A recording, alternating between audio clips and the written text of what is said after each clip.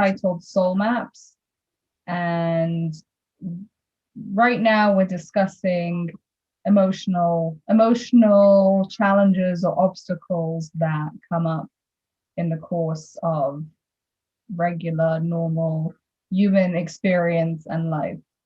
So last time we discussed a little bit how to deal with hardships, difficulties that happen, which are not really in our hands, whether it's, related to finances and livelihood or health or relationships or children or any other material issues that come up, which we don't necessarily have control over.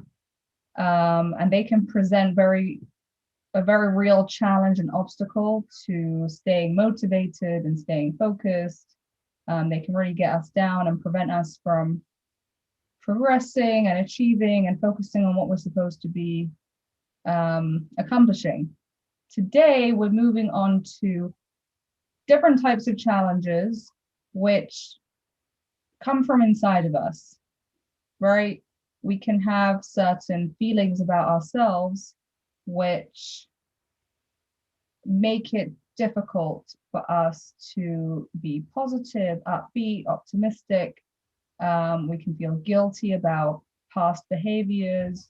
We can feel ashamed about certain character traits that we have. We can be very harsh on ourselves for not living up to a certain standard or reaching a certain goal that we thought should be something that we can achieve. And when we dwell on these things, obviously they create a lot of negativity inside of us, and they can really hamper us from being active and focusing on accomplishing and doing positive things.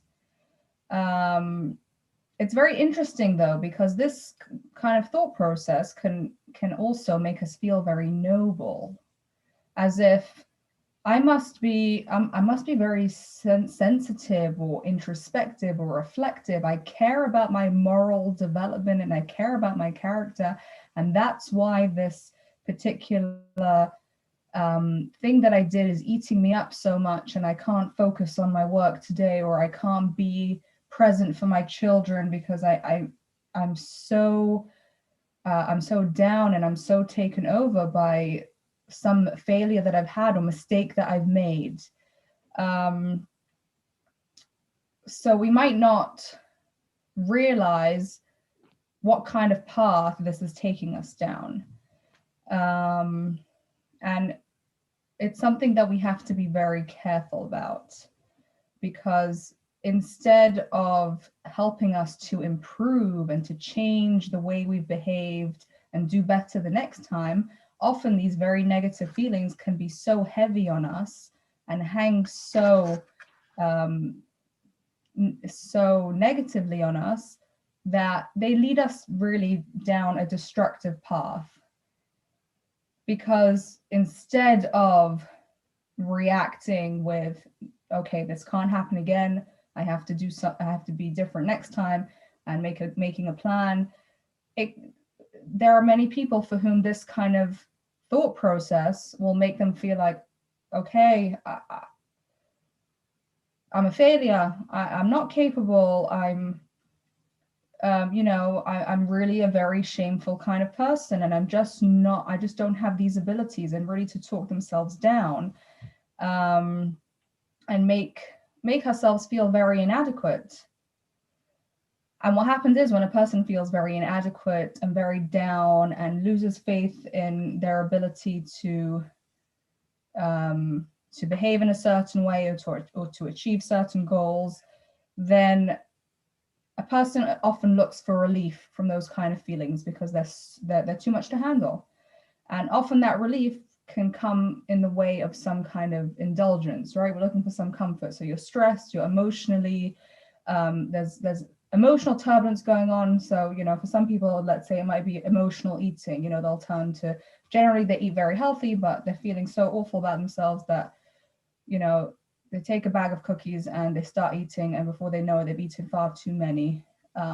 far too many more than they would have really liked, which of course then makes them feel even worse about themselves because, oh, really, I just did something like that, how unhealthy and how degrading. And then it leads again, okay, I need relief from that. And again, some form of indulgence, and it becomes this kind of vicious cycle where the person degrades themselves and then feels guilty and then degrades themselves again and feels even more guilty, and so on and so forth. So how do we make sure that these natural regrets, feelings of guilt, feelings of shame don't completely turn us off the path that we're trying to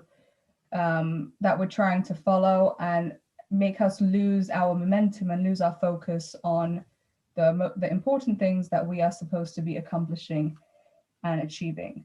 That's one question that we have. Another question is, does this mean that we shouldn't be reflecting? If I've made a mistake, if I've done something wrong, if I haven't behaved in the most moral and appropriate way, does that not need attention? Shouldn't I be addressing that and trying to figure out how to fix it for another time? So how do I figure out how to take stock of my behavior and how to change and improve for next time? How and when does that take place? So it's interesting to see how when the Alter Rebbe speaks about these ideas in the Tanya, so of course he's laying them out, and you can see that he really has a very keen understanding of the kind of issues and obstacles and inner challenges that many people are likely to encounter at some point or other in their life. And he acknowledges that that's going to happen, right? That's just part of being a human being. And at the same time, he gives us a different perspective and he empowers us to approach it in a specific way where we still remain in control and we are the ones guiding these negative feelings instead of them overtaking us and leading us down a negative path of destruction. So this is really following the theme which we started at the beginning, where we described how every single individual has the ability to control their garments, as is known in Kabbalistic terminology, their thought, the thoughts that they entertain and think and delve into, the speech, what they say, and also their actions, right? If you want to just think for a moment, if we indulge in every single thought or impulse that popped into our hearts or our minds, we would not come across dignified or polite or well-mannered in any way, right? So on a very basic level, from the get-go, every single person is already exercising some form of impulse control all the time or most of the time. And this can easily, it's not always easy, it depends on the situation, but this can definitely be extended to further thoughts or conversations or deeds. So how can we tell when thinking about something that I've done wrong and a regret that I have, how can I know if that's a good thing for me to be doing because I'm going to be growing from that reflection and that evaluation, that self-evaluation? And how can I know if it's something that is going to take me into a negative cycle? Let's look at the words of the Tanya and see how this is described. Let me make this larger for you. Okay, so this is not what. Doesn't our soul tell us? Doesn't our soul tell us what we're going to be from when we're little to grown up? Doesn't our soul tell us what? When we're talking about how we're thinking of being when Well, we're emotions are a bit tricky, they kind of can get all tangled up in each other. So we might not, we might have a hard time, sorting out what's what. And like I said earlier, the evil, we have these two sides to us, right? We have the self-centered, egoistic drive, and we have the godly drive, which are both trying to have complete domination of our thoughts, our feelings, and whatever we are doing.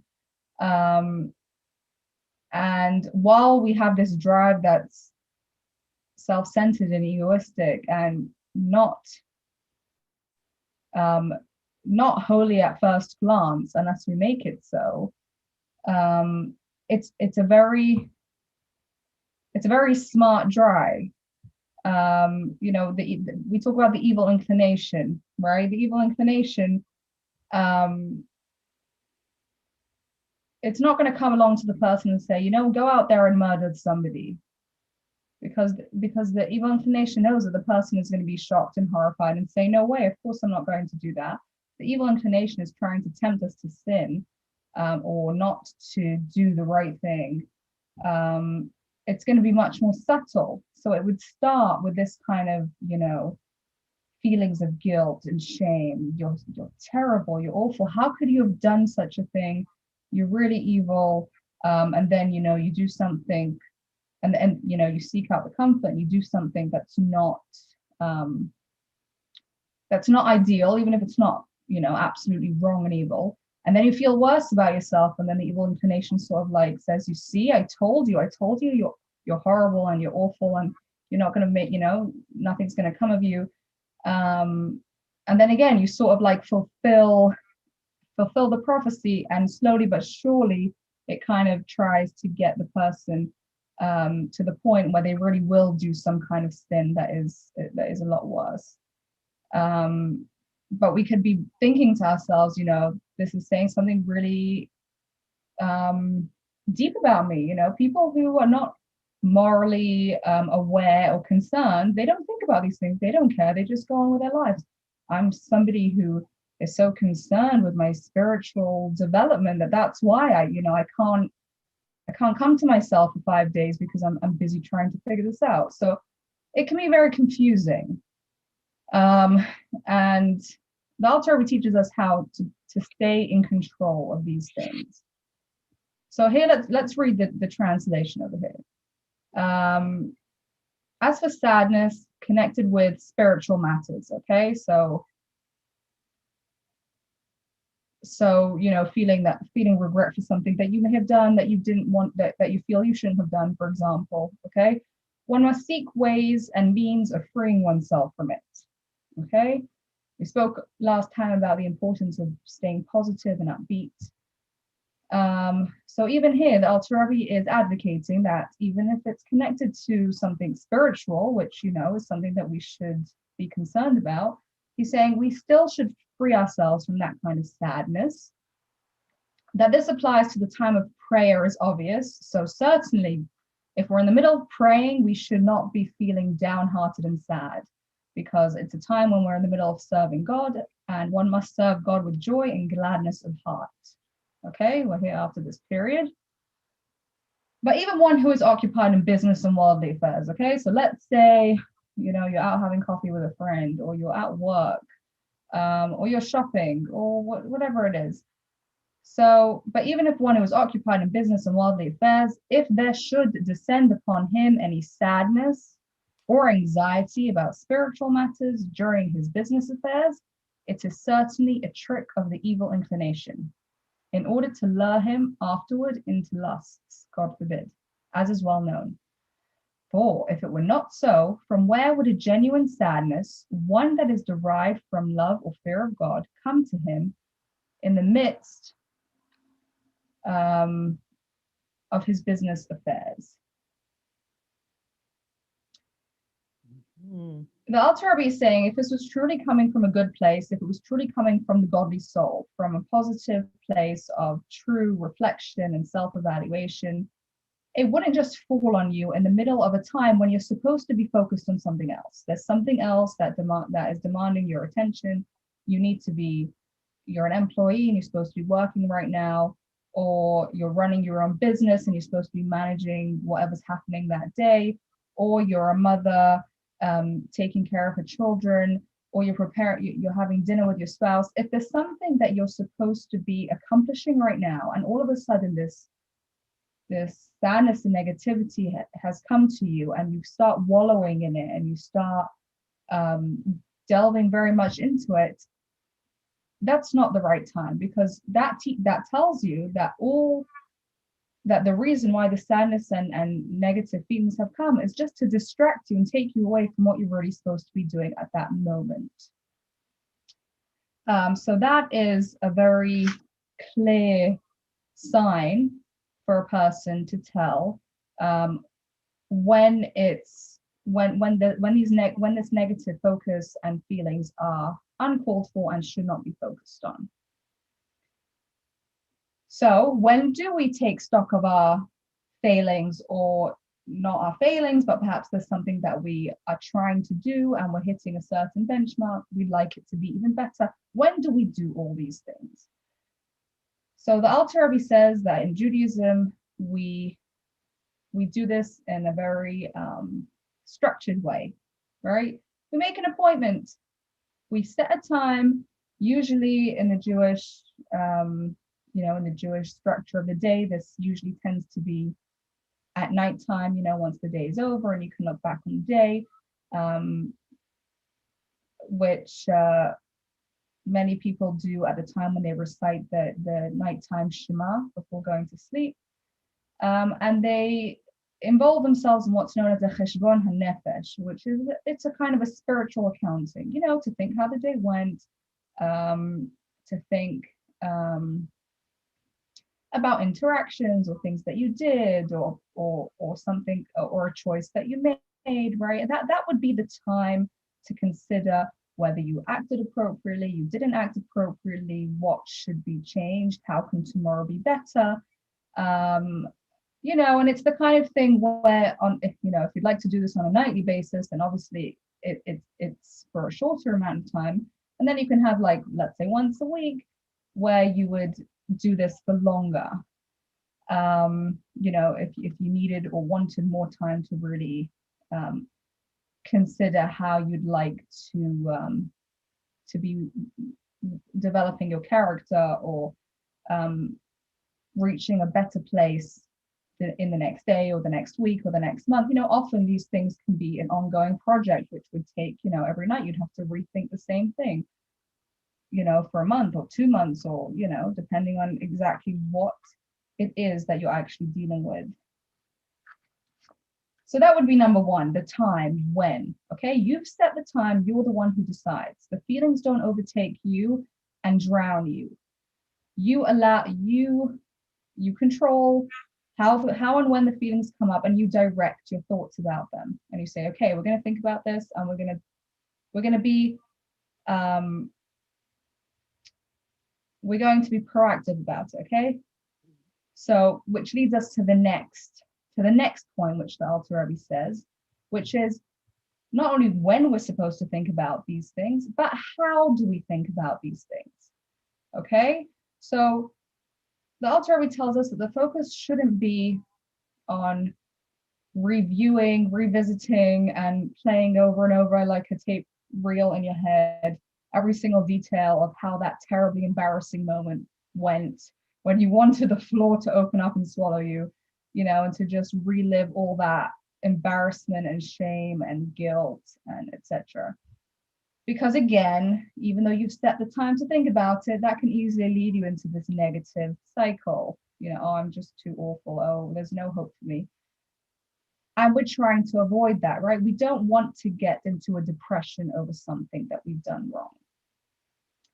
So what does the Alter Rebbe suggest? The Alter Rebbe suggests that we need to think about ourselves and our relationship with God and the greatness of God, and where does our misdeed fall into that sort of context. And if you feel like the mistake that you've made or the failure that you've had has perhaps caused some damage to your inner essence and your soul, and to focus on the fact that you wouldn't want your soul to be in that kind of state and situation.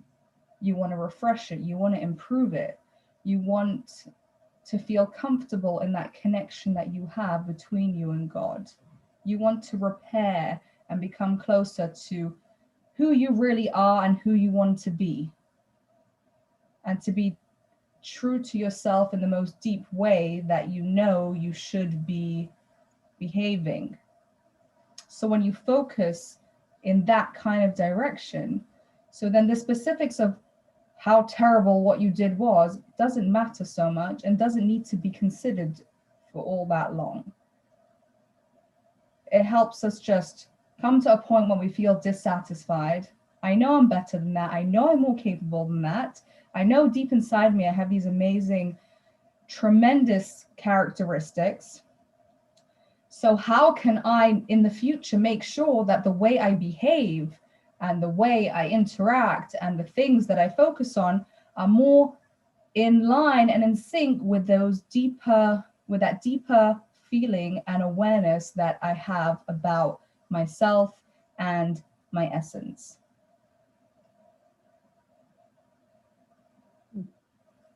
Is that clear so far? Any questions?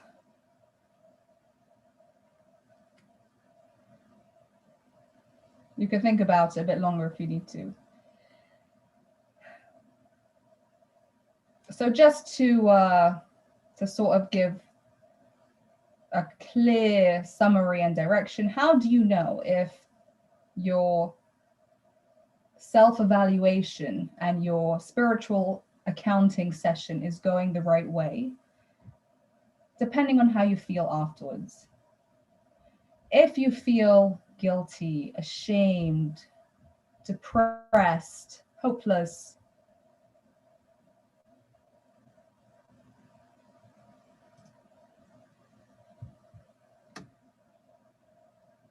then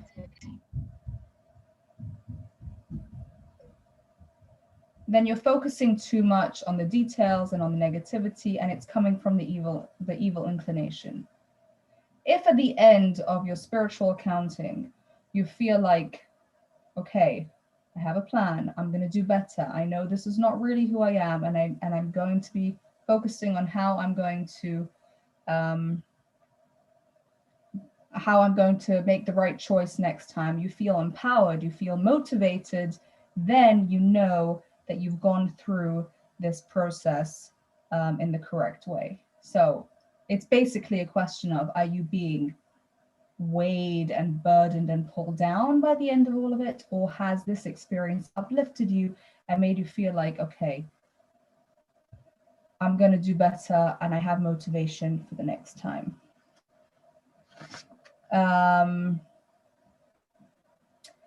So again, the theme that we are seeing here, as we've seen from the beginning of the Tanya, we have control, we can steer the situation, we can decide how things are going to go, even if we've had a failure, even if we feel ashamed or guilty for something.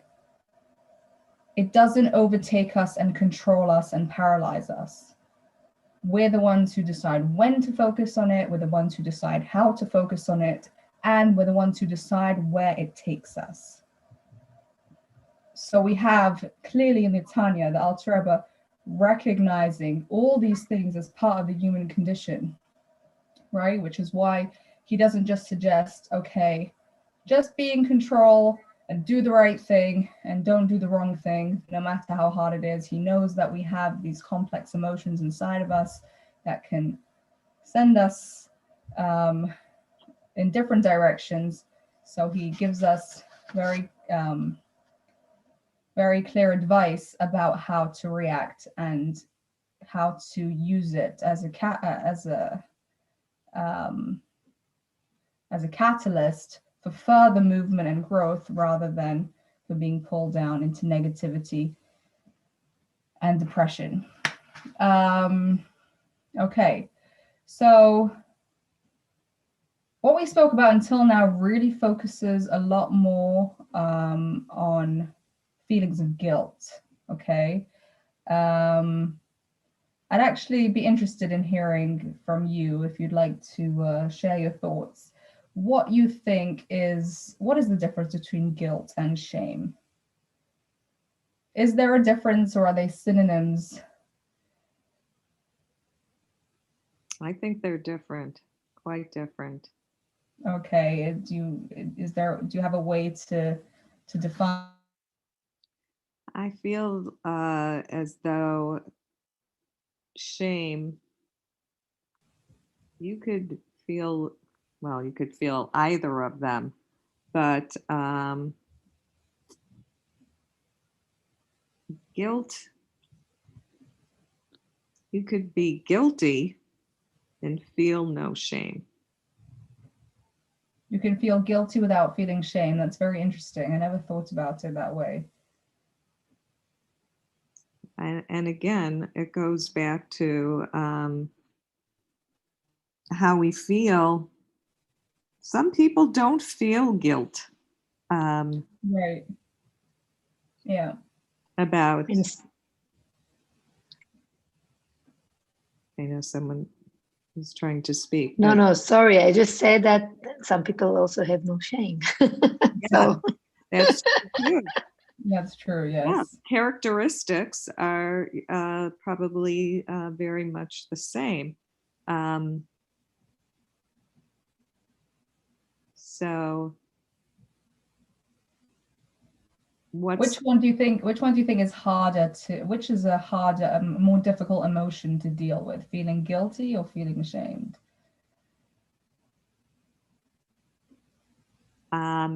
Personally, I think to be shamed is probably more difficult Because for me. I'm sure, maybe guilt for other people. right.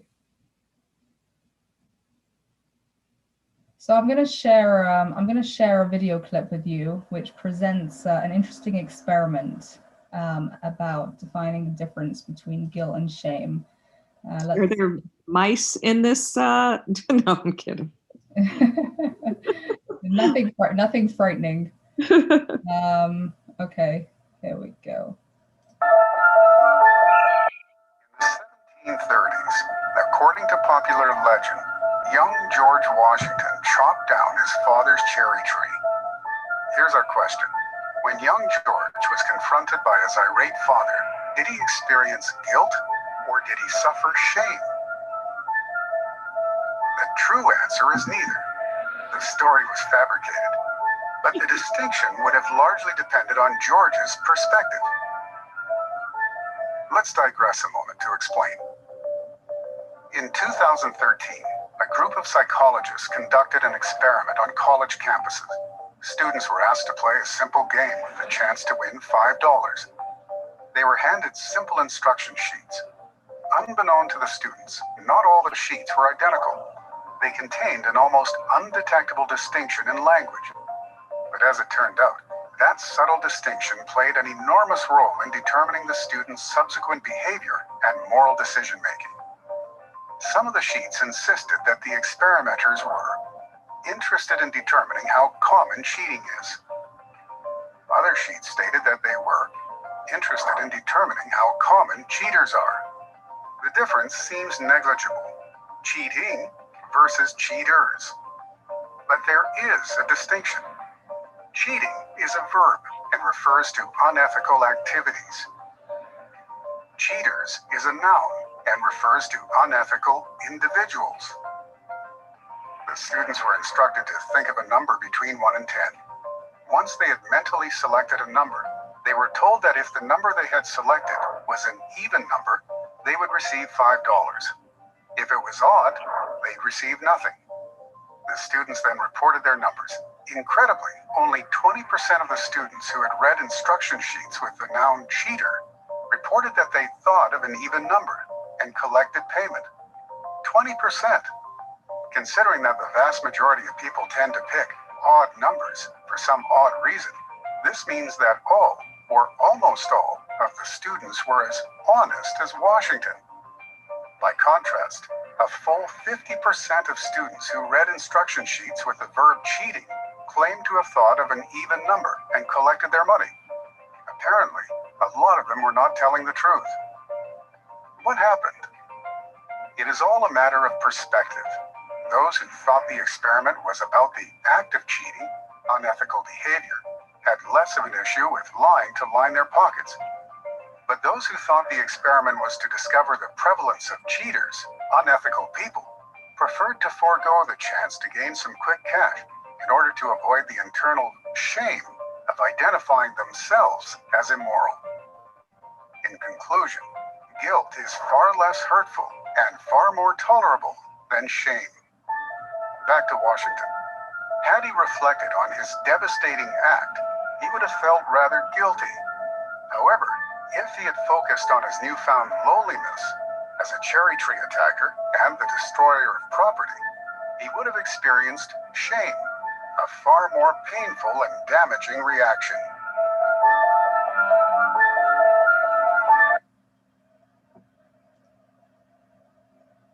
Does it really matter if it's guilt or shame? You're Does being it punished in this, going to be punished in the same way. You're saying if we feel feeling guilt the and shame, same. whether we feel guilt or shame after we've done something wrong? Right. We're going to feel bad about it. I don't think it matters about what we've, with regards to what we've done, but where those feelings will take us, I think it will matter if we're feeling guilty or if we're feeling ashamed, because it seems, as we saw, according, in the experiment in that video, if you've done something wrong, you feel bad, you feel guilty. So obviously you're feeling regret, but you haven't defined your entire self in a new light now that I'm a terrible person. I did something wrong and I feel guilty about it. But when I feel ashamed, that means that I'm now reevaluating my whole identity and who I am as a person based on what I've done. If I could do something as terrible as this, I must be absolutely awful. And all of a sudden you're looking at yourself in such a bad light, and it doesn't only affect you in the specific area where you did something wrong, but it starts to spread to everything, because you have this new belief in yourself that you're morally deficient, and that in everything.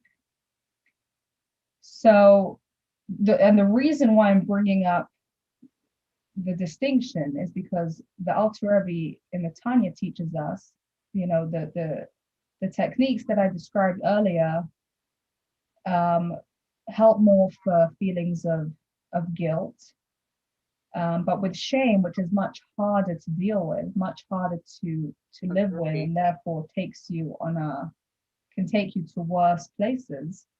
We might have given them, those college students, $20. It would be a whole different, never mind. Right. I was thinking about that as well, the amount of money that they chose. Yeah. Because you can kind of justify, it's only $5, right? Right. Yeah. That takes away, that makes the feelings of guilt much less, for sure. I believe shame is worse. What? Shame is, to be shamed is worse. Yes, exactly. That's the point. Right. And I understand that. Because right. Well, that's also what you said in the beginning. So how do we approach feelings of shame? We've done something wrong, and now we've decided that we're completely awful. So let's see what the Tanya says. Very interesting. A very interesting and probably counterintuitive approach, I suppose. We'll see what you think, but let's first read it. Okay, sorry, this is not the right text. It's okay. Okay, text 5. Okay, if, however, his sadness does not stem from anxiety over his sins that he has committed, okay, so a person is feeling sad or upset or depressed, not because of something wrong that he has done, but from the fact that simple thoughts and desires enter his mind. Okay, the fact that I have the capacity to want to do something wrong. Okay, a person can feel sadness because they have the capacity, and sometimes or often or occasionally, you know, that capacity comes into actualization and the person makes the wrong choice, right? So if a person feels this sadness from having these thoughts and these desires, then if these thoughts occur to him not during his service of God, but while he is occupied with his own affairs and with mundane matters and the like, he should, on the contrary, be happy in his lot. Okay, so this is what I said was counterintuitive.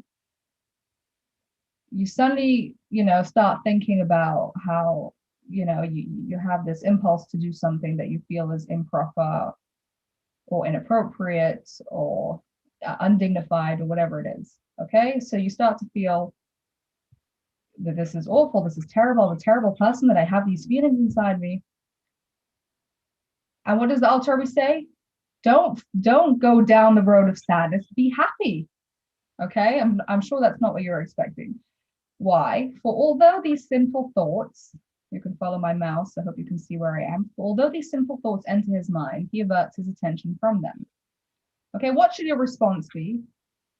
I have this negative impulse, I have this negative, inappropriate feeling, but I'm not going to follow up on it. Okay, I'm going to think about something else. I'm going to refocus on what I'm in the middle of doing. Okay, I'm in the middle of writing a report. I'm in the middle of a conversation with my child. I'm in the middle of helping a neighbor. Okay, I'm not thinking now about these impulses inside of me. I'm going to go back thinking about what I'm supposed to be doing. By averting his mind from sinful thoughts, he fulfills the injunction, you shall not follow after your heart and after your eyes by which you go astray. So this quote, okay, you shall not follow after your heart and after your eyes by which you go astray.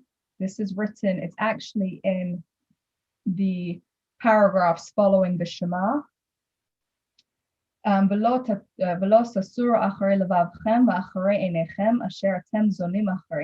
that's the Hebrew. It's a commandment. God gives us a commandment. Don't follow the wanderings of your heart and your eyes, which are causing you to go astray. Okay, just because you had a thought or you had a feeling or you saw something and you're tempted, don't follow after that and bring it into action.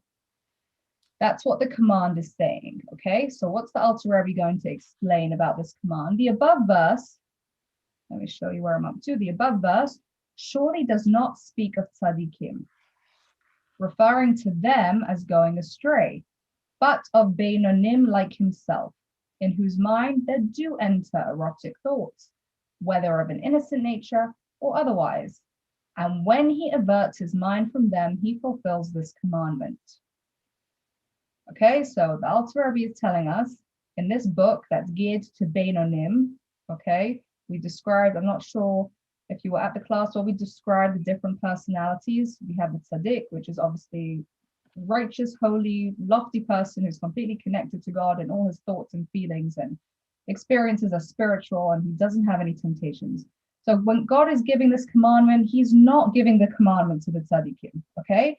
He's giving the commandment to the Beinonim. The Tanya is called Sefer Shel Beinonim, the book that's geared towards regular people, okay? This is a commandment for regular, average people, with most of mankind. And when some kind of negative or improper thought or impulse or urge enters into a person, and the person doesn't follow through on it, he or she is fulfilling a mitzvah. And what happens when we are fulfilling a mitzvah of God? Should we be sad about it or should we rejoice in it? What does the Alter Rebbe say? Consequently, he should rejoice in his compliance with the injunction, just as he does when performing an actual positive precept. So of course it feels more natural and more obvious to rejoice and feel happy and optimistic when we're doing a mitzvah like giving charity or baking challah or fulfilling the mitzvot on Purim of giving gifts of food to friends. You know, that kind of thing makes you feel good, you feel happy. But the Alter Rebbe is saying this is also a mitzvah. It's written in the Torah. And if you're fulfilling this mitzvah by pushing away your negative impulses, don't start feeling negatively and depressed about yourself. You should rejoice and feel happy. You are doing a mitzvah. You are doing something that God wants. This is like therapy. What? It's like therapy. Yeah, 100%. It's Yeah. soul therapy, spiritual soul therapy. Uh-huh. Let it go. Yeah, exactly. Move on. And then the Alter Rebbe says something even more interesting. Okay, here we have just the English translation. On the contrary, such sadness is due to conceit, for he does not know his place, and that is why he is distressed. The Alter Rebbe is saying you have a misplaced conception of yourself if you are feeling sad and depressed that you're having negative impulses. Why? Because you have decided, why are you feeling sad and negative? Because you feel like it's inappropriate, it's improper. I shouldn't be having these feelings.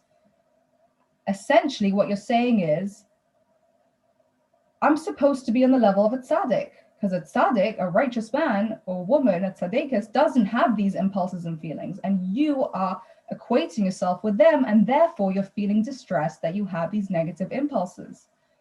Okay? So for he does not know his place, and that is why he is distressed, because he is upset that he has not attained the level of a tzaddik to whom such foolish thoughts surely do not occur.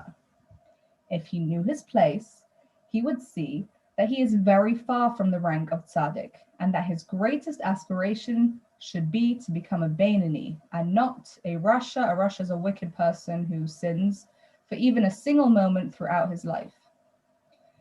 So these categories of personalities, which is Tzaddik, Beinoni, and Rasha, it's not like a gradual incline where you start off as a Rasha, then you become Beinoni, then you become a Tzaddik.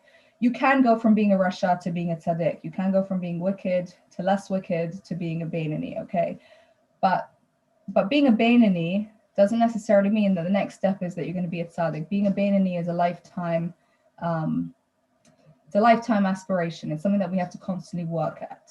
Okay, so that's what the Alter Rebbe is saying here. His greatest aspiration should be to become a Beinoni, which is somebody who is in control of the thought, speech, and action, not to make negative choices. Let's read the last bit. He would also understand that grappling with his impulses is an appropriate task for Beinonim. And it is in fact their very mission in life, to subdue the evil impulse and the thought that rises from the heart to the mind, as explained above.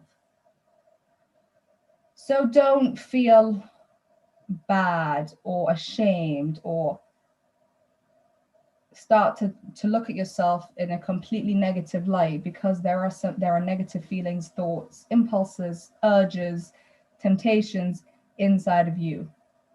This is part and parcel of being a human being. Okay? We have a godly impulse, we have a more animalistic and self-centered impulse, and by that very nature, it means that these kind of things will come up. They'll come up in the way we feel, they'll come up in the way we think. And it's a struggle, and it's a challenge to stay on top of it and overcome every single time. But that is an appropriate task of the Beinoni, of the regular average individual. And a person who is distressed by the very fact that they're having these struggles is somebody who doesn't recognize what a Beinoni is, where we're at in life, and is sort of thinking incorrectly about themselves, that they should have reached the level of being a tzaddik. A tzaddik is somebody who has no evil impulse, no negative urges or temptations. And obviously that's not something that most of society is up to. So it's really something very, it empowers us, it helps us recognize what is worth focusing on and what is there just to pull us down and to distract us.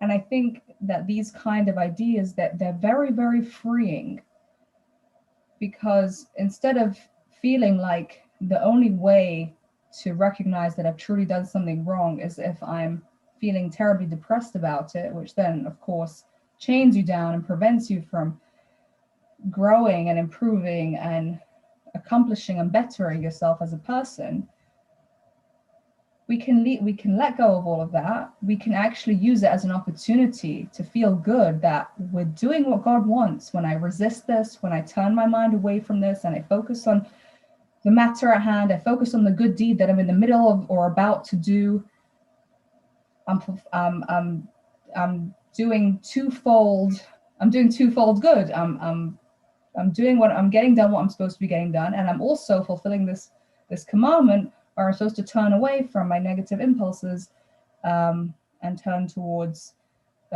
positive and constructive things.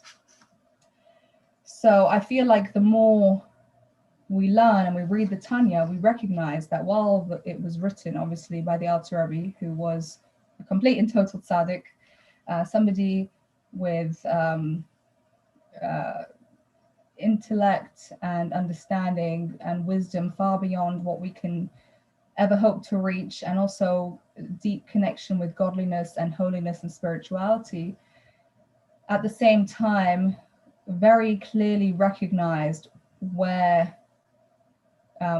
what people deal with, and lays out a clear path how we can, how negative things that are natural within people are not a cause for somebody to feel that they cannot become noble, they cannot become more connected to God, they cannot become more focused on spiritual or more uplifted things, but in fact they can be transformed or utilized in ways as a catalyst to help us spring forward. So he recognizes all of these things. He gives us the tools. If we follow through with them, I think we really are able to free ourselves from the hold that they have upon us, and hopefully then be able to really better achieve the goals that we are supposed to be working towards. Obviously, as we can see from the different texts, this is a lifetime project. It's not something that's one and done and finished and you're set. But like a muscle that you exercise, or the more you think in a certain direction, the more you focus, the more you reread and think again about concepts like these, hopefully it can and does become easier over time. So I hope some of these tools resonate with you, and I will end the live stream for now.